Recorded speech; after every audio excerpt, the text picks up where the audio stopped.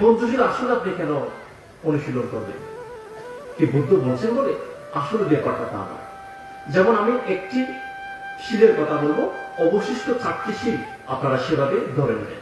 পঞ্চশীলের প্রথম শীল হচ্ছে অনাদিকতা বিরামে শিক্ষাপদম সমাধানে। এখানে বলা হচ্ছে কোনো প্রাণীকে হত্যা করবে না, কোনো প্রাণীকে আঘাত করবে না, কোনো প্রাণীকে কষ্ট দিবে না, যে কোনো ভাবে তিনি যেন আপনার দ্বারা ক্ষতি না হয়, কষ্ট না পায়।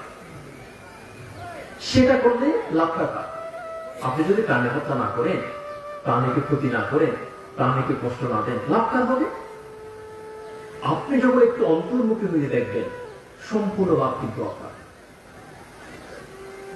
আপনি যখন প্রাণীকে হত্যা করতে যাবেন, প্রাণীকে আঘাত করতে যাবেন, আগে কিন্তু আপনার অন্তর্জগতের বিদ্বেষ উৎপন্ন করতে হবে, আগে নিজেকে কলুষিত করতে হবে, আগে নিজেকে পুড়ে চারখার করতে হবে, পরে আপনি কোন প্রাণীকে আঘাত করতে পারবেন, হত্যা করতে পারবেন, কষ্ট দিতে পারবেন।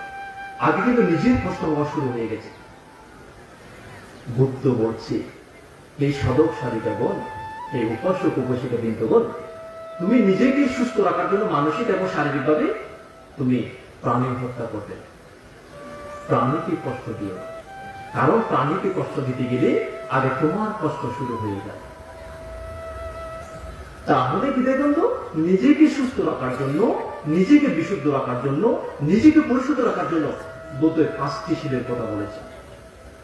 যে ব্যক্তি যত বেশি বিশুদ্ধ ভাবে 5টি শীল অনুশীলন করবেন, চর্চা করবেন, তিনি তত বেশি শারীরিক এবং মানসিকভাবে সুখী হবেন। আপনি যদি মনে করেন যে না, ভিক্ষু সংখ্যা বলছে বলে আমরা পঞ্চশীল নিচ্ছি, পালন করছি, বা বুদ্ধ বলছেন বলে বলছি না, তাহলে এটা সাইন্টিফিক কোন দৃষ্টিভঙ্গি হলো না।